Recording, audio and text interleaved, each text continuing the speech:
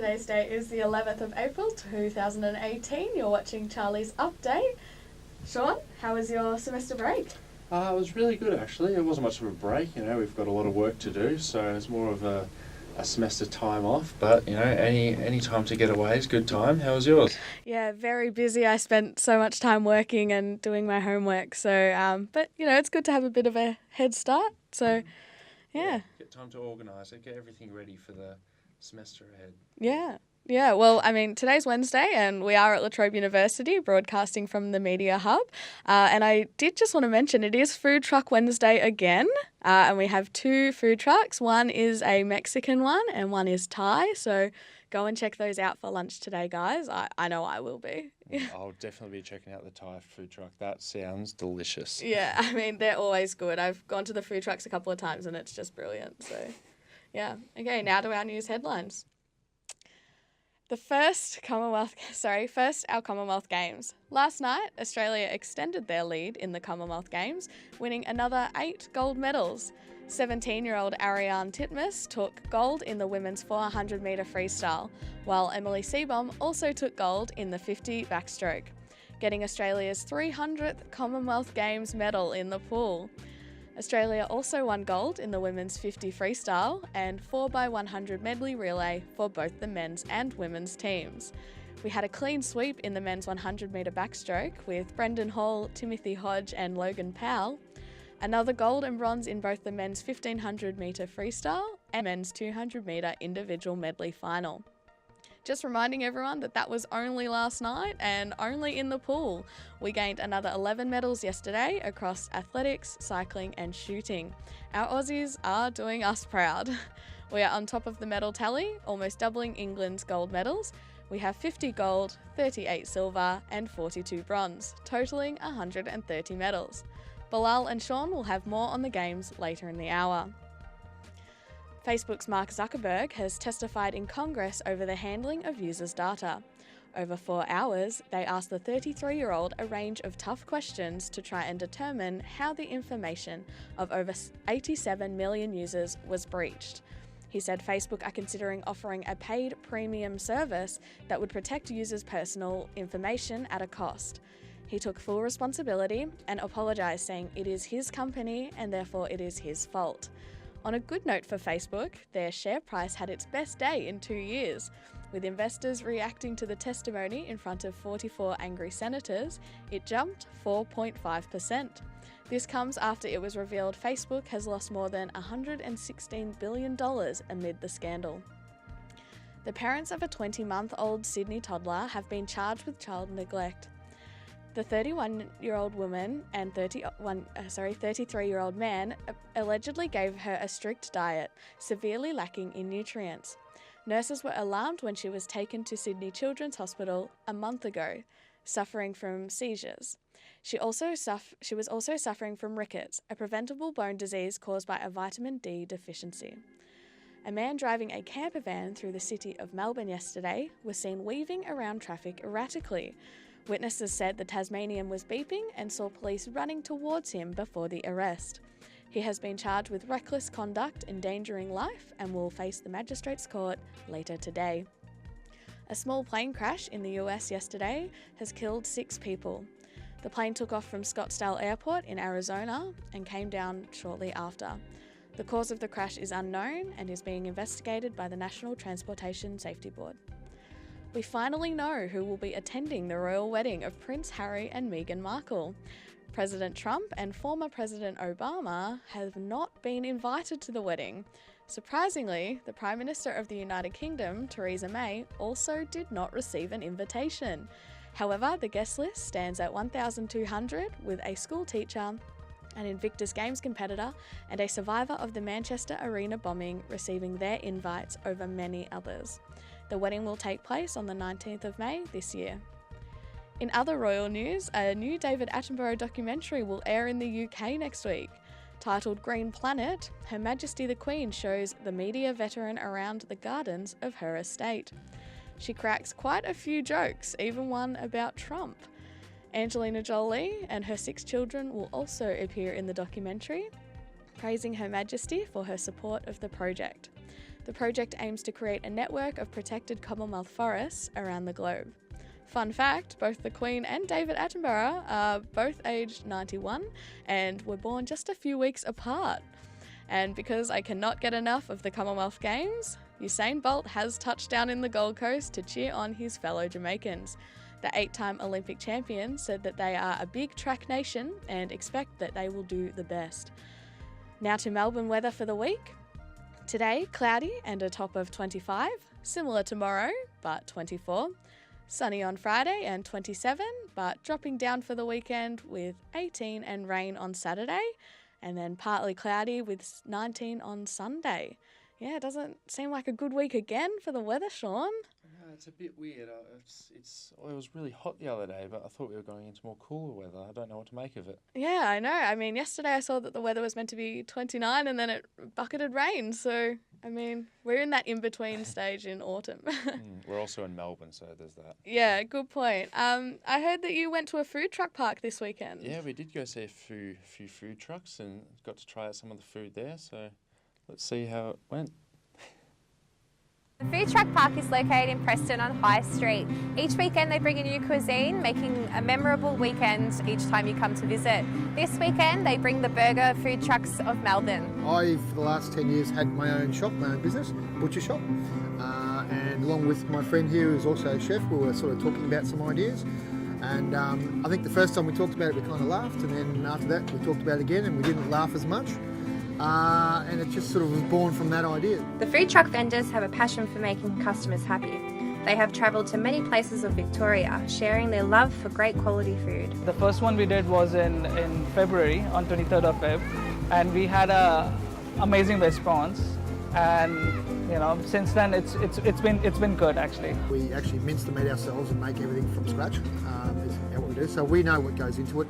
We don't use any frozen goods. Everything's freshly cooked, house made, from patties to sauces. We go anywhere really. So we travel hours away really if we need to, but we try and keep it local. So normally Preston's probably a regular one for us. We do some of the unis, welcome to Thornbury. Food trucks have become a big part of the dining experience in Melbourne. It is a laid-back atmosphere. You can even bring your fur child along. Most of the food truck parks are really good as far as they put on a good, it's got the nice lights, it's got the music going, there's people milling around. It just has that nice atmosphere, so it works really well. I think this food truck park has a really nice atmosphere about it. It's very family friendly, and a lot of the trucks that come in here are actually quite good friends with each other. Previously a car yard and warehouse, the park has been operating for some time now. Managed by the Australian Food Vendors Group, the park is also fully alcohol licensed, making it a great place for a night out. There is plenty of room to have a meal with a group of friends. Basically the reason we join the food truck is when we see other people happy, liking our food and appreciating the work that we do. So that's basically, making other people appreciating our work. So that's a good thing about this industry. You get to go to a lot of different festivals and then trying out all the different food from the other food trucks. So I think that's one of the best part of being in this business. Well, I guess the variety of where we go, all different places we get to go to, and all different people we get to meet. Yeah. I was looking into making a restaurant and then ended up going to a food truck park and thought it was an amazing idea that you can take your product to people rather than getting people to come to you. So you can chase the crowds and you can adjust anything you want for the area you're going to be selling in. So I just thought it was a great idea. And last question, why did you choose to work in the food truck industry yourself? Myself, because Brent's a good guy and he drafted me. Good answer. Rachel Hudson, reporting for Charlie's Update. Now, onto sport, and just to wrap up with Commonwealth Games, Australia is running away with it. We've got 50 gold medals, 130 total medals, and that's 56 total above the second-placed England. Wow. Again, our dominance in sport is getting shown, so... And we're going to go to Ahmed Aboid now, who's going to tell us a little bit more about that.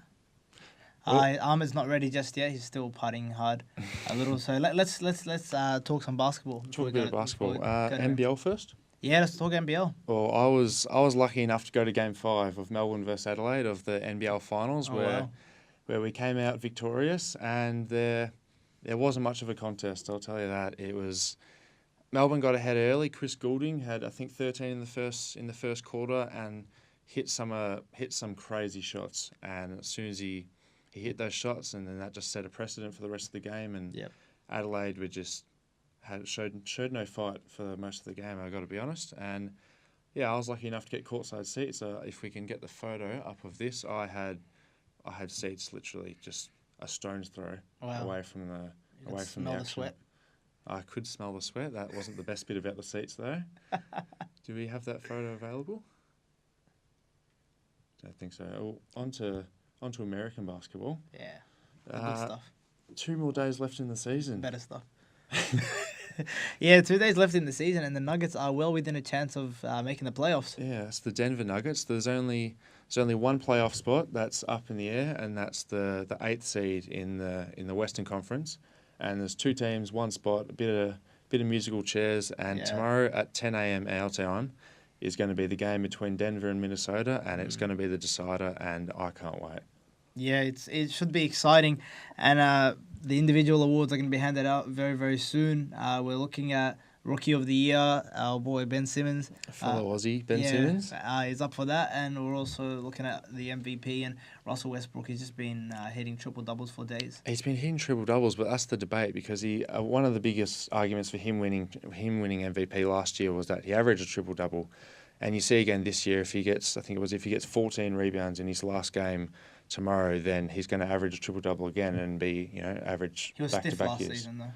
He was, pardon? He was stiff not to get it last season. No, he did get it last season. He'd be stiff not to get it this season, I think. I think he doesn't deserve it. You think so? I think people have just learned they're just numbers. They're just counting stats. Who'd you go for, Durant? I went for James Harden, and I reckon he's got it in the bag this year. He's just running away with it. Houston's obviously the best team in the league, win-wise and statistically-wise, and James Harden's the best player on the best team. And I think most of the time you should give that award. And also, OKC, Russell Westbrook's team, they're stagnant. They're the exact same as last year. While they've upgraded and added all these pieces like Paul George and Carmelo Anthony, they've won the exact same amount of games as the season before. So, again, it's just showing that sometimes the statistics, while they might look pretty, they can be a bit useless. Yeah, exactly right. And Ben Simmons, what do you think his chances are of taking out the award? I think his chances are 100%. He is going to win Rookie of the Year. Donovan Mitchell, it's a cute little story. He's averaging 20 points-ish, but I reckon Ben Simmons he's proven himself to be an actual real player and a superstar and someone that could do great things this year. Yeah. And the best part was he was in Greensboro just before the start of the season, so I might be a bit biased. Yeah, that was actually a decent story. He just came out for his mates who wanted him to come out for a quick game of pickup basketball. And he came out and just played a little bit there. We'll go to Ahmed, who's ready for us now. Ahmed, you've been sent up to the Gold Coast. Tell us, how's the experience been so far? Hey guys, hey Bilal, hey Sean. Yep, here in the Gold Coast. I've been sent over to cover the Commonwealth Games. Very fortunate. It's been an amazing Commonwealth Games. Seen some athletic stuff been going on that I've never seen before. You've seen athletics, swimming, you got the diving, you got the gymnastics. It's been absolutely amazing. The athleticism shown on the field of play, it's just been like something I've never seen before. As well as the athletics, there's the entertainment factor. You get Steve Carmi after he won his gold medal, just his celebration was just absolutely amazing. Very fortunate to be here. Currently in front of the volleyball beach tournament. It's just absolutely grand. I couldn't be in a better place right now. Ahmed, just a question. What's stood out for you so far? Yeah, apart from the entertainment aspect, the athleticism has been great. It's just whatever you go to watch, whatever event you're at, you can buy a ticket to anywhere and you can be sure you're getting the best world-class athletics. It's just nothing better right now. Very fortunate. I got to watch the athletics last night. It's just been amazing. I wouldn't want to be anywhere else in the world right now, but I always got to go back to the entertainment aspect. It's always fun. The crowd's always getting involved. Nothing in the world is better than right here, right now at the moment. Yeah, and the Aussies are absolutely killing it on home soil. How's the perspective from over there? How's the buzz? Yep, everyone wants to hear about the Aussies, and I've got to tell you, they've just been absolutely amazing. I can't believe how well they've gone. You look at the medal count right now, hopefully we can get up on the screen for you. They're just killing the game in the gold medals, silver medals, bronze medals, total overall, they're just about 80 medals above. I just can't keep count. It's just been amazing. Very grateful to be here, very happy to be able to watch them. You got the Campbell sisters going first and second is just competition amongst themselves. Seems like no country in the world is able to keep up with them. Other than athletics, you've obviously got the Jamaicans, the Kenyans just taking over, but Australia's been real good, and the fans here seem to be real happy. I think you can hear them in the stadium behind me. Just final question. How many days are left in the games, do you know? Yeah, well, Bilal, there's obviously 4 days left, including today, so it should be a great 4 days. If you haven't yet, do yourself a favour and turn the telly on and watch the Commonwealth Games. All right, Ahmed, thank you. Thank you very much for your time, man. You've been great. You off to the games now? Got my hat on, getting ready to go with the games. See you guys, see you soon. See you, mate. See you when you get back. All right, we're going to talk some English Premier League now. Oh, sorry, some UEFA Champions League. Yeah, and a bit of an upset. You see Rome defeated Barca. Yeah, absolutely shocking. I was watching the game this morning, and I copped a bit of a shellacking from my parents because I actually squealed when when Rome scored their third goal in absolute shock, man. I was in a state of utter shock, man. You know, you see these stories. You know, you hear these stories of AC Milan giving up their 3-goal lead at halftime against Liverpool in the 2005 Champions League final. Manchester United's comeback against Bayern Munich in the 1999 Champions League final. And then you even look as recently as just this week, Manchester United coming back from 2-0 down at halftime, winning 3-2 against Man City. Put all of those to one side, step aside, enter Roma. They come in 3 goals down, 4-1 down, at the start of play. Nobody's given them a chance. I promise you, nobody gave them a chance. No pundit in the world was clever enough to think, okay, Roma can do this. And interestingly enough, their main man and captain, De Rossi, actually said before the round of 16s where they played Shakhtar Donetsk, he said that if we were to come up against many teams in this competition, we wouldn't have as big a chance as we do playing this side because they were a fellow minnow in Champions League, in the Champions League context of things. And then they come up against Barcelona, haven't lost a game in the league all season.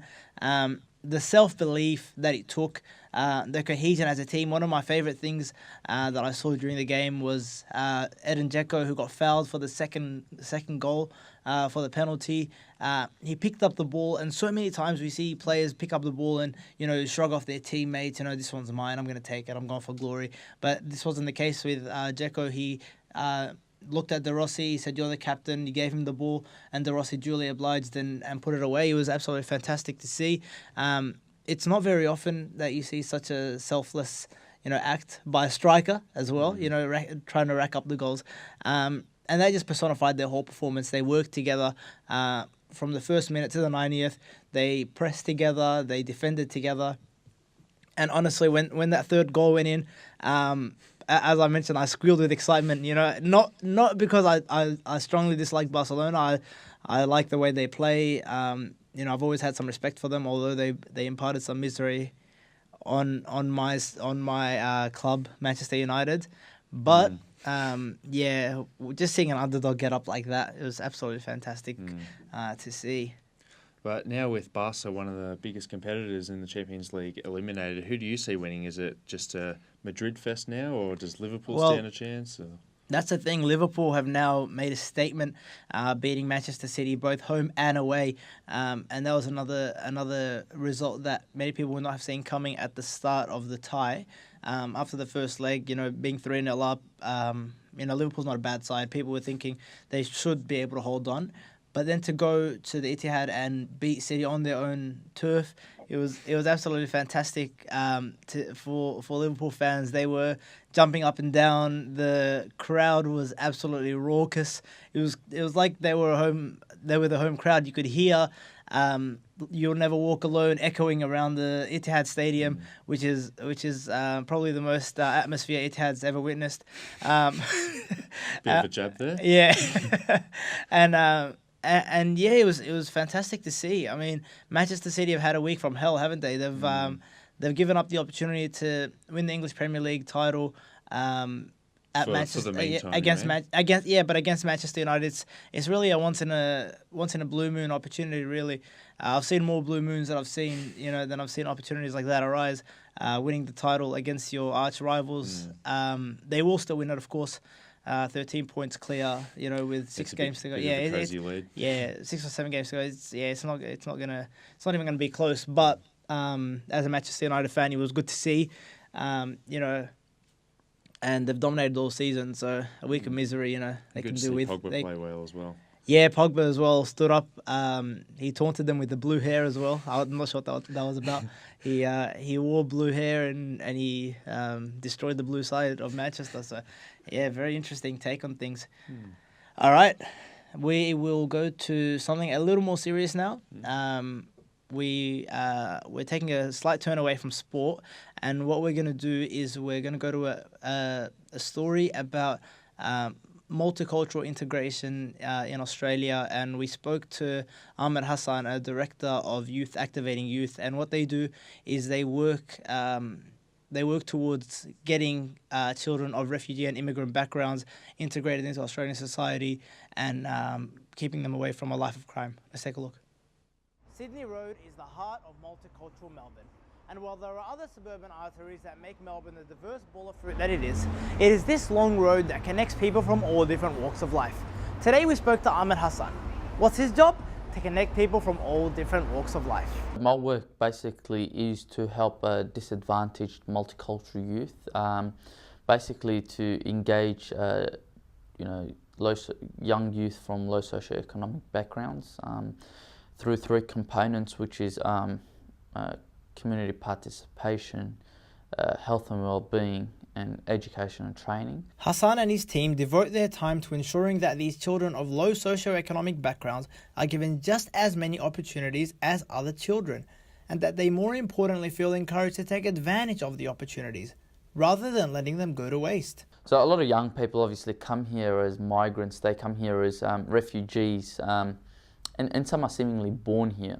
But what we have is a large volume of young people who are not fitting the Australian way, which is going to school, engaging in sports, getting work, in meaningful employment, and what we try to do is basically try to cover that gap and make sure that we give them the necessary skills required for them to be contributing members in our society. Youth Activating Youth hold events like football tournaments and workshops, where successful athletes or academics of immigrant backgrounds aim to inspire the youth with lessons they learn while growing up. What they do so well is they seize every opportunity, but at the same time make sure that they work hard. They put maybe double or triple the effort as compared to a usual person. I'm hoping that I can pave the way for the next set of leaders that are on the come up. So the next generation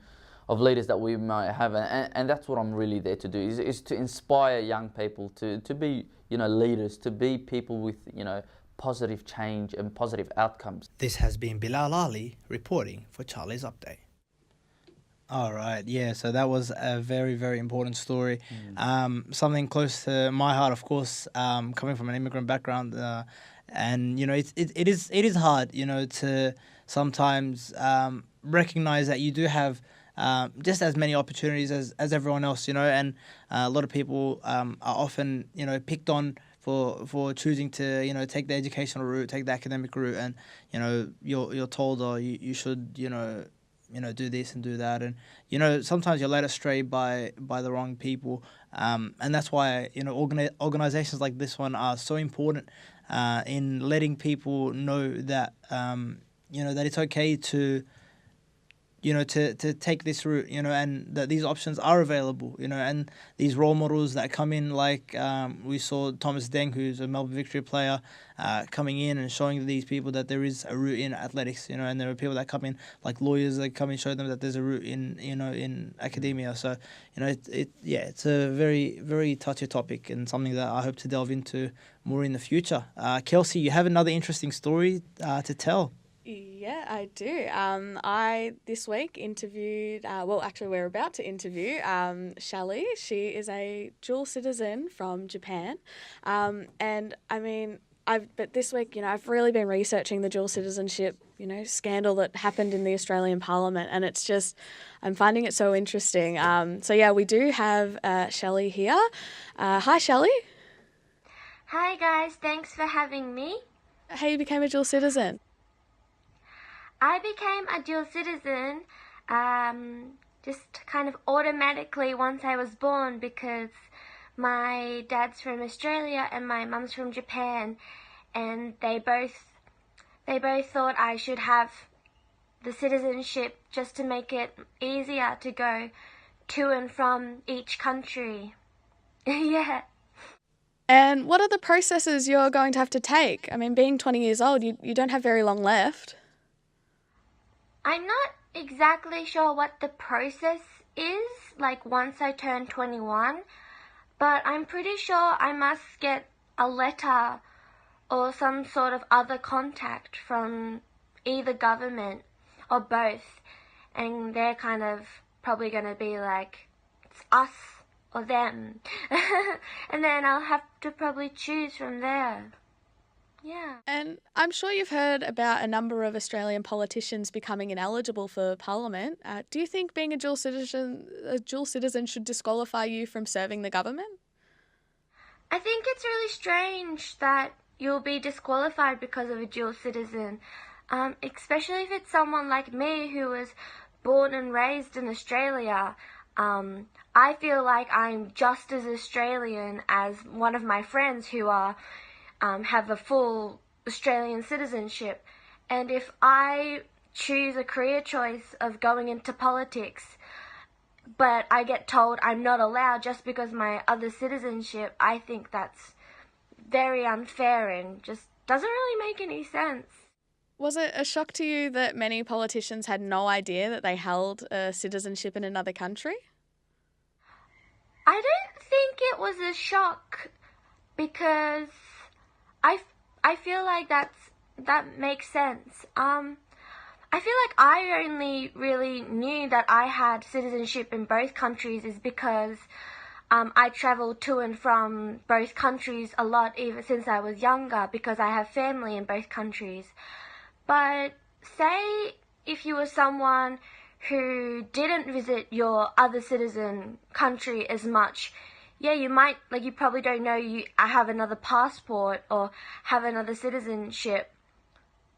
Yeah, so I feel like you'll just think you only have the one, and then maybe when people start looking into your background and they find out, I feel like it's not surprising that they would be surprised that they did have another citizenship because, yeah, they never knew either, if that makes sense. When did you learn that you would have to pick between Australia and Japan?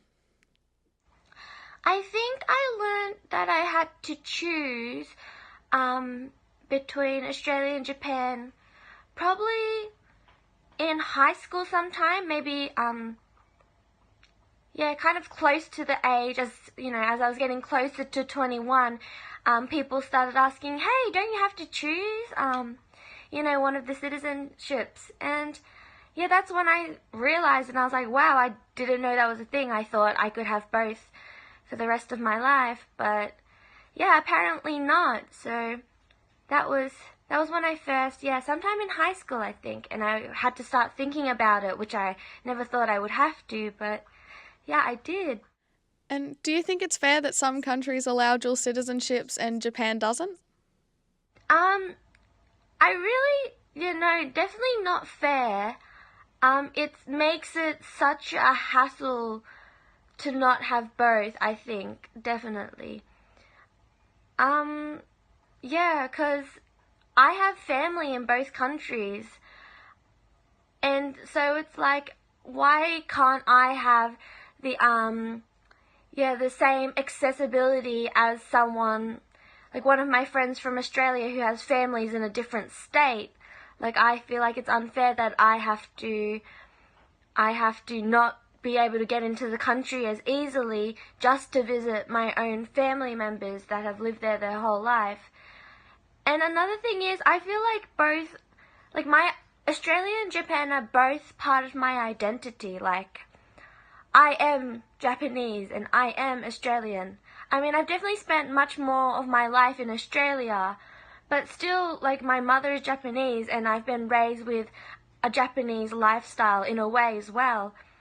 So for Japan to say no, you have to choose only one, it just makes me feel uncomfortable because I'm not just one, I'm both. I was born as both, so I kind of want to have both. If that, yeah. So definitely not fair, I don't think. Not fair. I mean, there might be something to do with, I guess maybe something to do with the government. Like, I'm not sure, but I definitely think it's unfair, yeah. Do you feel angry about having to pick?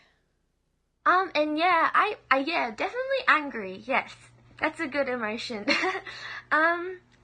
Like, I feel like I should be a little understanding because I guess maybe someone who only has one citizen might think it's unfair that I could have the choice to have two citizenships where they were born with one.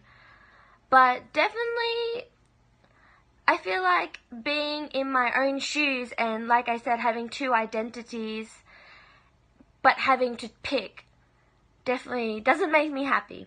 So yeah, definitely the other side, which is angry, yes. And I know you've spent quite a bit of time in Japan over the last few years. Do you think that that will have an impact on your decision? Yeah, spending time in Japan was good. It didn't actually impact my decision because my decision's actually already been made for me just because I'm kind of cornered into it. Have either of your parents tried to convince you to pick their side? No, my parents definitely haven't tried to convince me to choose their side because I feel like they both know, like I said, I've been cornered into it. Not by my parents, actually, but they both know which side I need to choose, just predetermined by a certain factor. Do you think your brother will pick the same as you, or do you think he'll purposely pick the opposite? I think it really depends what my brother chooses. My brother's still a bit younger than me, still in high school, so he doesn't really have any reason to choose either Australian or Japanese. So he could still go either way, actually, my brother. So if he's thinking about going to, I think it really depends on which uni he decides to go to. Yeah, because I think that's what made up my decision. And finally, I know you said you've made your decision, but which country are you going to pick and why? Yeah, so like I said, I've been pretty cornered into choosing one, and that's my Australian citizenship. And why I say I feel cornered is because I go to university in Australia. So that means I put all my HECS debt on like my Australian account, let's say. And so because I'm an Australian citizen, that's why I was allowed HECS debt. And so if I choose to go with my Japanese citizen, I suddenly become an international student. And you probably already know, but once you're an international student, you actually pay all your uni fees at once, or yeah, like majority of it at once. So I'm just not in that position to be able to do that. Especially paying all my HECS debt at once as well. Like, I put it onto HECS debt for a reason because I was a bit too young and didn't have the finances to pay it off. But if I choose to be a Japanese citizen, I automatically need to pay it all off, which I just can't do. So that's kind of what I mean when I say cornered. I kind of have to choose my Australian citizenship, or I'm just going to be so financially in debt and it's just going to crush me. So, yeah, that kind of sucks actually, that bit. No, well, thank you so much for being on the show, Shelley. I mean, I find this stuff so interesting. I mean, the fact that we had, I think it was 18, I read this week that 18 politicians that became ineligible and were questioned over it. It's just crazy. And I mean, to me, it seems unusual that you wouldn't know that you have a second citizenship. But at the same time, as Shelley said, you know, she said if she hadn't have been to Japan so many times, she probably wouldn't have known. So, yeah, it astounds me, and I'm glad that we're getting it all under control now, and there's a lot less issues. But yeah, again, thanks to Shelley for phoning in. That was just, I mean, it's so interesting to me. I don't know about you guys, but very interesting to me. Yeah. And now, what have we got coming up next, Sean? Now we've got Sean's reviews, the section, and last week I saw Blockers, a film directed by Key Cannon, which is the same director as the Pitch Perfect films, among others, and it was surprisingly good for a movie with John Cena in it. The storyline, it was quite unique. It was more about the parents' perspectives on their kids growing up and sort of having to accept that the kids are, you know, not really kids anymore. And John Cena, along with Leslie Mann, Ike Buck. I'm ready. You look beautiful. I want to go to prom and lose my goddamn virginity. Julie left her laptop open. You guys are snooping on our kids? What? Our girls are not thinking things through. I'm gonna stop them. I'm in. They're getting away. WWVDD. What would Vin Diesel do? Hey, Fast and the Furious. Impressed with it, and I can vouch that some of my colleagues were impressed with it as well.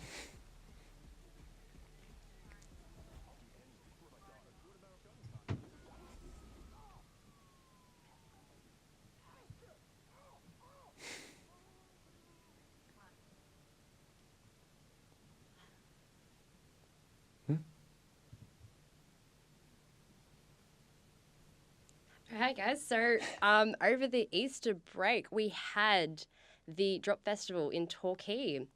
This festival is a national event that follows a surfing competition around Australia. The Victorian competition took place over March 28th to April 8th at beautiful Bells Beach. It's called the Rip Curl Pro, and this competition is one of the longest running professional surfing contests. Brazilian Italo Ferreiro bested our 3-time world champion Mick Fanning. Not only is the waves about the whole festival, there's also excellent music and art happening as well. A good lineup happened as well. It consisted on 5 musical acts, Safia, June Rats, San Cisco, Holy Holy, Ruby Fields, and they all took to the stage and gave their greatest hits, making everybody in the crowd do some moving and grooving. This festival will come around real quick next year, so make sure everyone grab their tickets because it'll be an excellent, excellent thing. Sean, do you reckon you'll go next year? I reckon you can put my name down, and whether I do in a year is up to my schedule, but it looks very good and I would love to go. Okay, we got some breaking entertainment news. TJ Miller, actor, writer and producer, was charged over reporting a fake bomb threat. According to reports, Miller called a 911 dispatcher and stated that a female passenger had a bomb in her bag. Miller faces up to 5 years in jail. Anyway, let's go to something more exciting right now. Today we have 2 very special guests joining us in the studio, Maria and Mary Ann. How are you today? Hello. We're well. Hi, we're really good and excited to be here. Thank you for joining us today. These Thanks for having 2 us. lovely women are from a web series called Full Disclosure. Yeah. And it's very, very funny. I've watched quite a few episodes. You enjoyed that? Yeah. So we've got a couple questions for you just to find out a little bit about it. So where did the idea of Full Disclosure come from? Well, the creator, Nancy Risk, who is a genius, she came with us and said, girls, I've got this idea. Would you be interested? And we said, yes, absolutely. We'll jump on board with anything that you're going to do because you're amazing and we love you. And it was really good. It was so funny and it was so relatable and really personable. So, yeah, we just couldn't think of... Yeah, well, we got together and just brainstormed some ideas, and Nancy Risk, who's the writer, just sat and wrote away, and she did it in, a week, if that? She's just... Yeah. When she has an idea, Yeah. she runs with it and gets stuff done. Yeah. Could you give us a quick summary about what the web series is about?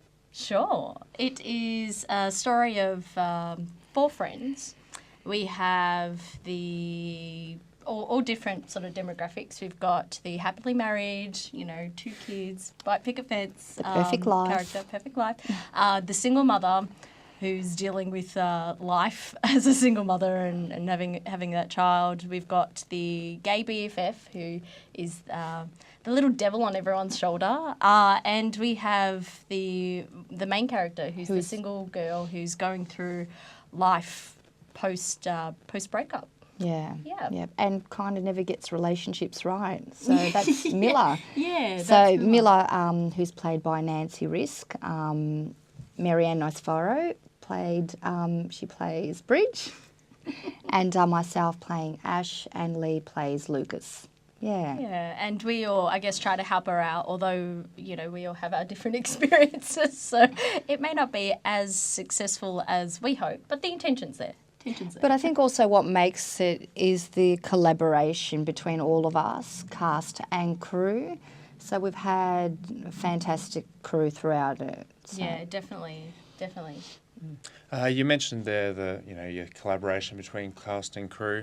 How do you keep such strong relationships through filming and all the time in the workplace? I think it's just because we're all awesome, Yeah, really. I think it's also the relationship we have amongst us as well too. I met Lee, I'm not sure for Marianne, but I actually met him on set.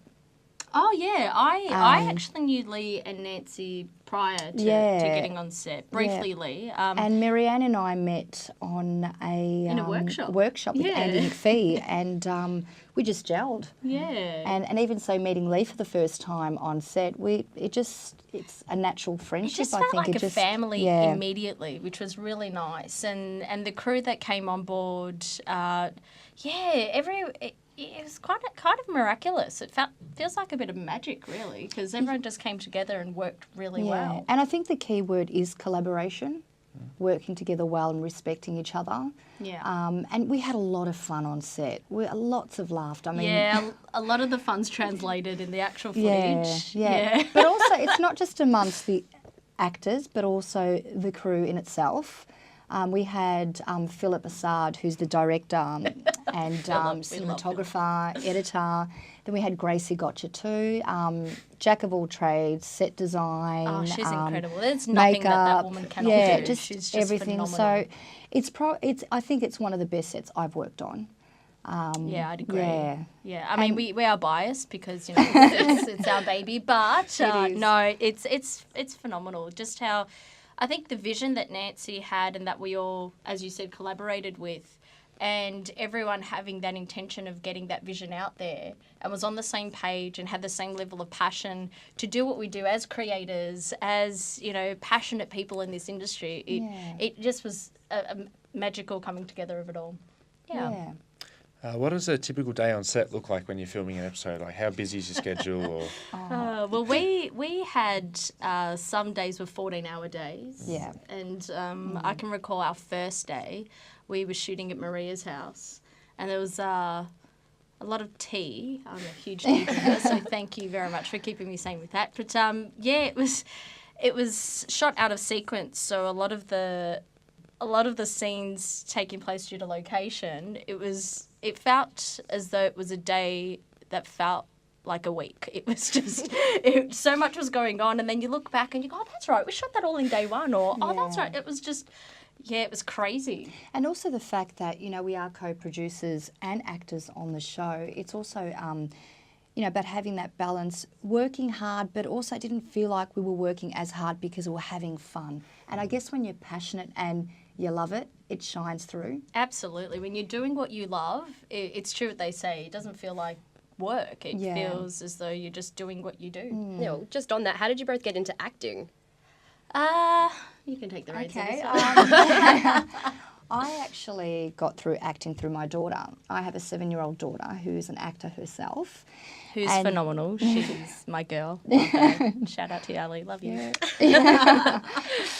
She was going for an audition for a video app, and the director and producer and a couple of other crew members asked me to audition with her. And I didn't have any background acting whatsoever. And yeah, we were shortlisted, and then we got the audition. And just from then on, it was just the love of being in front of the camera, and I guess just getting to play different roles without any consequences too. You know, you can play the psychotic person, or I shouldn't say murder because I don't enjoy that being a murder. But yeah. Yeah. But it's so it just blossomed from then on. And Miss Maria over here is quite humble. She's a very talented woman, mother, actress, just everything. So she's just a dream to work with. So thank goodness you did get into acting. Yeah, it works both ways. Yeah.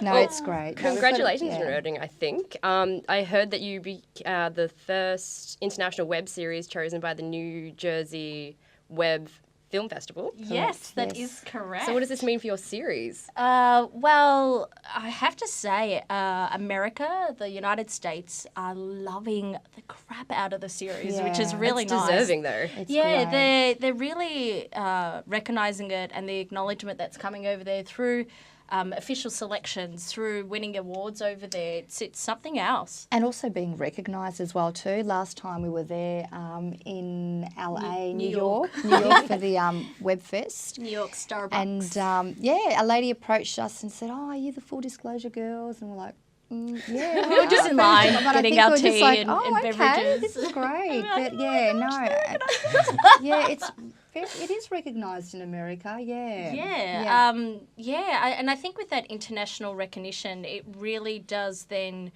prick up the attention of the Australian industry, and with all the different industry awards and recognition we have over here, it's somewhat of a foot in the door for them to then take what we do seriously and how we contribute to their industry seriously as well. Yeah. What advice would you give someone who has a passion in filmmaking and wanted to get in there and start? I think you have to have the passion. You definitely have to have a passion for the film industry, and learn to say to yourself that you can do it. I think it's really important. Yeah, having that belief and that faith in yourself first and foremost. Absolutely. And I mentioned the word collaboration because you have to collaborate with different departments. And I always say, why not learn about each department? And then you kind of understand each other roles and responsibilities. Absolutely, because you'll know how all of the gears of the machine work, and then you can see where your strengths lie, if it's in acting, if it's in behind the camera, or wherever it is, and you can go in it knowing everything that you need to know, feeling the way that you feel that you can do it justice. Yeah, and a lot of filmmakers also have come through interns, and I think that's really important to do that too as well. And just, like Marianne said, just, maybe go in each department and, have a go, volunteer, see what it's like and maybe find that passion through that. I mean, for myself, acting is a priority of mine, but I love to direct and produce as well. I'm also a producer and a director, and I absolutely love that. Absolutely. And you never know who is doing what in the industry. Today's runner could be tomorrow's director. And Correct. There's a quote, if I can share it, I love, and it goes, the arse you kick today may be the arse you need to kiss tomorrow. So be kind to everyone. Absolutely. I think the key words there is respect, which is my favourite word, is just respect. Communication, so to communicate, honesty, and I think that's really important. Yeah, and get out there as well. Don't be afraid Network. Yeah, don't be afraid to open yourself up to meeting, to having connections and getting your work out there. Be a creator of work, if only just for the heck of doing it and having to have done something passionate that you love and that you made. It's your little baby, and then everything else that will come from it is, like they say, a bonus. But it really truly is, because it leads to things, and you see what your purpose is and what your path ends up being. So definitely, make connections with the right people, keep doing your work and creating. Collaborate. Collaborate. Yeah. Network. Nothing's really impossible. And I know that sounds a little bit, but when you see what's being created, when you see what people are doing and what is possible, it's so inspiring to go, wow, if they can do that, I can do that. It's possible rubs for off. me. It definitely rubs off, because even with going back to full disclosure, people that have seen it, viewed it, we've viewed it West Side Shorts as well too, over 6 months. Yeah. And people want to be a part of it. So, when you inspire people too, I mean, that's fulfilling for me as well. Absolutely. As being I'd the agree with actor you and there. producer, Yeah. co-producer. So inspiring is, it's pretty amazing. Yeah. Oh, thank you so much for talking to us today. You're so Everyone welcome. needs to go and check this Full Disclosure out, because it's actually quite funny and it's one You're of my welcome. favourite things. It is. So everyone needs to go and support these guys because they deserve it. Yeah, we're across all the social medias. So we've got the Facebook page, the Instagram page, our YouTube channel, our Vimeo page, the actual website as If you well. go onto the website, you could see all the behind-scenes photos. bloopers. There is a bloopers, behind-the-scenes footage, goes for a few minutes. It is hilarious. You will Yeah. see exactly what it was like to be on set with us, and it does translate in the final And product. also the website will give you a bit of background on each There's character a photo as shoot well. we did. Yeah. And Yeah. sorry to cut you off. That's Bridge. That's fine. That's what gets Bridge excited. does. Yeah, she gets excited. All right. Thank you, Maria and Mary Ann. Thanks you for for having having us. us. Thank you. All right. So, in news this morning, the Splendour and the Grass Festival. Yes. That lineup was amazing. And I think that's just the one word that can describe it. They're all coming to Australia. Just look at this list of people with Kendrick and Lord and Vampire Weekend and Khaled and Hilltop Hoods and Yeah. Gang of Youths. There's so many names to entertain so many people. And the festival starts the 20th to the 22nd of July. And the tickets go on sale on 9 a.m. on Thursday at 19th of April. This Thursday. Next Thursday. Next Thursday. Next Thursday. So if you're going to go, really Get get in in because quick. it's going to be very hard to get tickets. Mm-hmm. It's going to be really interesting. I hope we can go. It would be quite good if we could do a little package. Yeah. Ooh. Hint. We also got some other news.